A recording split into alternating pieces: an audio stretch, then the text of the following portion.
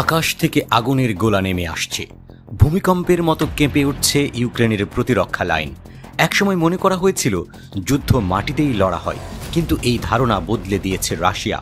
যুদ্ধের ময়দানে তারা গড়ে তুলেছে এক নতুন ত্রিভুজ, অফেন্সিভ ট্রায়াঙ্গেল। 3 দিক থেকে আক্রমণ, 3 দিক থেকে ধ্বংস। ইউক্রেনের সেনারা প্রস্তুত ছিল রুশ স্থলবাহিনীর জন্য, কিন্তু প্রস্তুত ছিল না এই ত্রিমুখী আক্রমণের জন্য। প্রথম আঘাত আসে ভূমি থেকে। রাশিয়ার সেনাবাহিনী যেন এক উড়ন্ত ঢেউ, যাদের পেছনে থেমে নেই বিশাল এক মেশিন। 600 মাইলব্যাপী ফ্রন্ট লাইনে চাপ সৃষ্টি করে ইউক্রেনের সেনাদের আটকে রাখা হচ্ছে। তাদের ব্যস্ত রাখতেই একের পর এক ইনফ্যান্ট্রি অ্যাটাক চালানো হচ্ছে। এর মধ্যে অনেক রুশ সেনাকে এক্সপেন্ডেবল ট্রুপ বা বলির পাঠা হিসেবে ব্যবহার করা হচ্ছে, কেবল প্রতিরক্ষা দুর্বল করার জন্য। কিন্তু এটা তো শুধু প্রথম ধাপ। এরপর আসে দ্বিতীয় ধাক্কা, আকাশ থেকে মৃত্যুর দূত।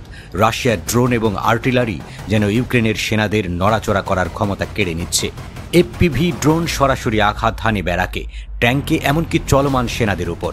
ল্যান্সের ড্রোন কিলোমিটারের পর কিলোমিটার দূর থেকে সুনির্দিষ্ট টার্গেটে আঘাত হানে। আর্টিলারি শেল এবং মাইন বিস্ফোরণের আওয়াজে প্রতিরক্ষা শিবির যেন এক ভয়াবহ বিভীষিকায় পরিণত হয়।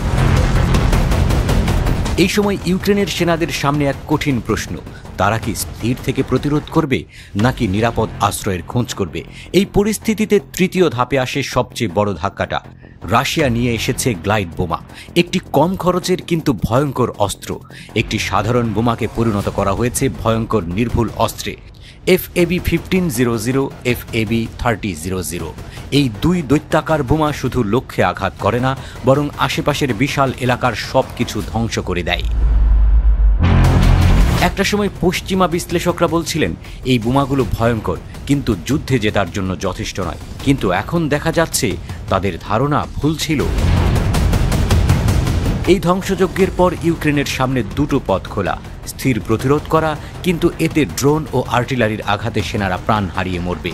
অবস্থান বদলানো, কিন্তু এতে গ্লাইড বোমার ধ্বংসযজ্ঞের কবলে পড়তে হবে। এই দোটানার মধ্যেই ইউক্রেনীয় সেনারা কেবলই দুর্বল হয়ে পড়ছে।